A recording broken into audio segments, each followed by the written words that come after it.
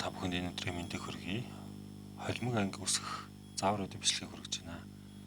За холимог ангийг үүсгэхийн тулд сургалтын менежерээс заавалчгүй тохиргоож өгөх шаардлагатай байдаг.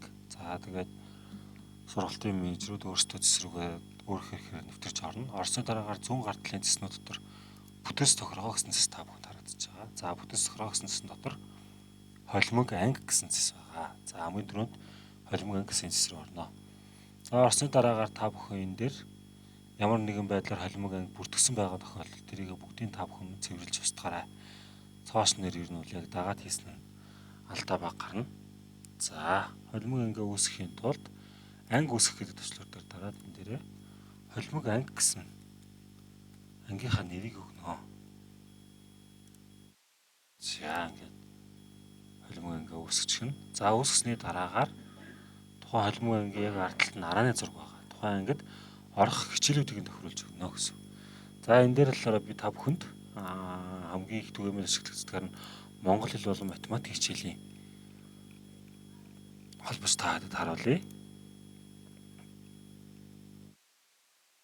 За монгол хэл, математик гэсэн хоёр хичээлийг сонгоод хадгалах төслөөр даръя.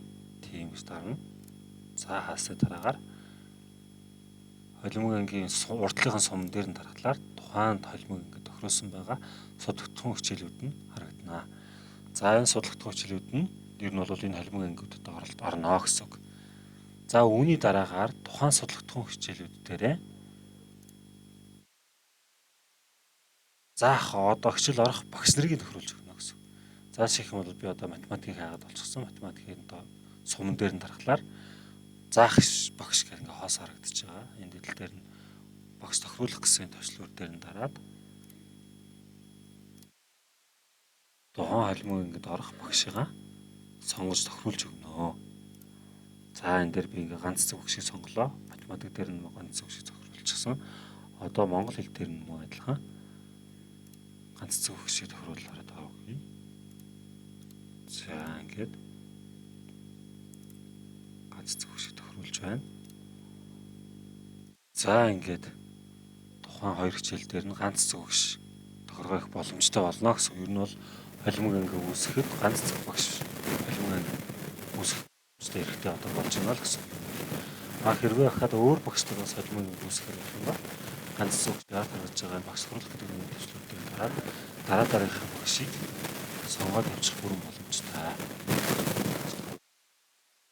Хэрвээ 3 багш тохируулсан байгаа тохиолдолд багшаа. За ингээ багшаа тохируулж дуусны дараагаар бүтэц тохиргоо цэсэн дотор хичээлийн жил гэсэн цэс рүү ороод за энэ дээр холимог ангийнхаа үргэлжлэх хугацааг тохируулж өгнө. За бүрэн дунд улсрлыг сонгож тохируулж өгнө. Холимог ангиа сонгоно. За энэ дээр зөвх хэдүүлээ 3 дугаар улирал дээр тохиргоо яаж үзье. За 3 дугаар улирал бол 4 сарын 14-өөс 6 сарын 13 хүртэл үргэлжлэхээр байгаа. За ингээ тохируулж өгье. За ингээ холимог ангиа сонголтын дээр оруулж ирсний дараагаар хагасчлалыг хамгийн түрүүнд тохируулж өгнө. За үйлдэлсэн дотор хагасчлал тохируулах гэж байгаа. Энэ дээрээ 3 дугаар улирал бол 2 дугаар хагасчлалтай ордог. За тэрийг тохируулаад хадгалах төслөөрөө дарж өгнө. За ингэснээр хоёр хагасчлал нь орж ирнэ. За үүний дараагаар идэвхтэй улирлыг заавалчгүй тохируулж өгөх шаардлагатай. Ер нь бол 3 дугаар улирал идэвхтэй улирал дээр явж байгаа учраас багш нар маань 3 дугаар улиралаа сонгоод хадгалж өгөх төслөөрөө дарж өгөх шаардлагатай. За энэ дээр болохоор 3 дугаар улирал буюу холимог анги идэвхтэй улирал дээр орж байгаа гэсэн тохиолдолд ногоонгийн текстээр харагдана. Үүний дараагаар хамгийн сүүлийн үйлдэл болох хонх дуурах хуваарийг хийх шаардлагатай. За хонх дуурах хуваарийг хийхээс өмнө холимог анги ордог багшаар дор хаяж нэг удаа холимог анги үүсгэх шаардлагатай. Дор хаяж ямар ч хамаагүй дурын нэг холимог анги хэлээд үүсгэх шаардлагатай гэсэн үг. За би холимог ангийн багшаар орж харуулъя. За холимог анги багшаа холимог ангийн багш тийм ээ. Насан туршийн багш нарч байж болно. Ер нь бол холимог анги орох багш нар маань за сонгоо холимог анги нэмэх гэсэн төслөөр дээр дараад холимог ангийнхаа За шинээр би одоо холимог анги ингээ монгол хэлийг сонголоо. За энэ дээрээ сонголтын дээр бүлэг сонгоно гэдэг дээр заавал ч хүү холимог гэсэн сонголт байх хэрэгтэй. Хэрвээ холимог гэсэн сонголт байхгүй байвал сургуулийн менежертэй хандаад бүлгийн лавлах дээр холимог гэсэн сонголтыг заавал ч оруулж өгөөрэй. За үүний дараагаар ээлжээ сонгоод өчгөн. За ер нь холимог анги хэвлэн бүх ээлжин гэсэн тохиолгоогоор яваад тэгээд үдээс өмнө 1-р ээлж 2-р ээлжин дээр хуваагдаад ингээд ордог баха хичээлүүд нь. За энэ дээр бол монгол хэлний зүгээр шууд анги гэж. За ингээ бүрдчих юм бол за эндээсээ одоо ангиудаасаа ямар ангиудаас хүүхдүүдэд түүж авах вэ гэдгийг сонгож өгнө. За анги хадгалах туршлуур дарснаар таны холимог нэг ямар дорын нэг ингээд үүсэж байна гэсэн үг.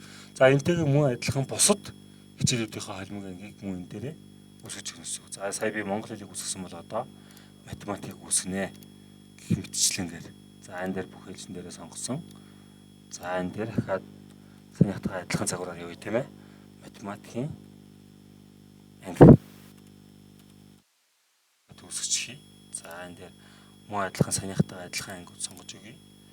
За энэ ангиуд сонгож байгаа ангиуд нь ямар ч тэмдэглэлээр дараа нь энэ ангидаа хүүхдүүд түүж авахдаа тухайн ангиудаасаа сонгож авдаг гэсэн. За энэ мэтлэнгээр холимог ангиудаа бүгдийг нь үүсгээд явчих болно. За ер нь бол саяныхаа тохиргоог менежерс их тохиргоогоо гүйцэж дуусгахын тулд заавал ч яг мэргэжлийн сонгоо орох холимог анги орох багштай дор хаяж нэг холимог ангийн тохиргоо хийсэн байх шаардлагатай. За үүний дараагаар за ингээ менежер маань өөрийнхөө ихээр нэвтэрч орно.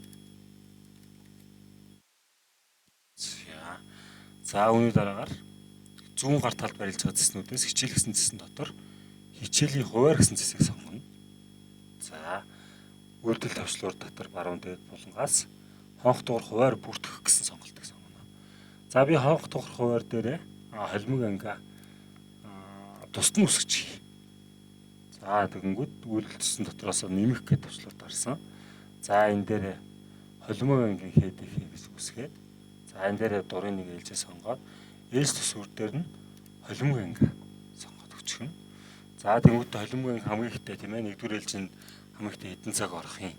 Хэдэн минутаар хичээллэх вэ? Хэдэн цагаас 1-р цаг нь эхлэх вэ гэдгийг энэ дээр тохируулж өгнө. За тэгээд их сурвалгаа хэрвээ байдаг бол их сурвалгааны цаг оруулж өгнө. Хэрвээ байхгүй бол зүгээр хамгийн сүүлийн цаг дээр тавьчихад л асуудал үүсэхгүй гэсэн.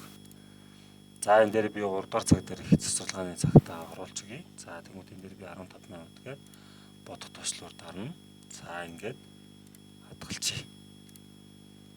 За энтэйгээ мөн адилхан бас 2-р ээлжин дээр бас нэмээд өгчихье. За энэ дээр өнгөтэй энэ дээр би 2 гээд оруулчихъя. За энэ дээр мөн адилхан холимог ингээ сонгож өгнө. За өдөр төчлөх цаг гэх мэтлэнгээр энэ тохиолдолд хийж өгнө. За би нэг 13 цагаас болгоод бичихье. За энэ дээр мөн адилхан 3 дугаар цагийн сурвалгаанаар хийх сурвалгаатай. Ингээ бодоод өгчихье. Хадгалах туршлуур дарна. За ингээ би холимог ангидаа хонх дугаар хуваар бүртгэснээр сургалтын менежерээс холимог анги хийх тохиргоо эцсийн байдлаар ингээ дууснаа. За үүний дараагаар тухайн нэг холимог анги үүсгэсэн багш нар маань хичээлийн хуваараа оруулаад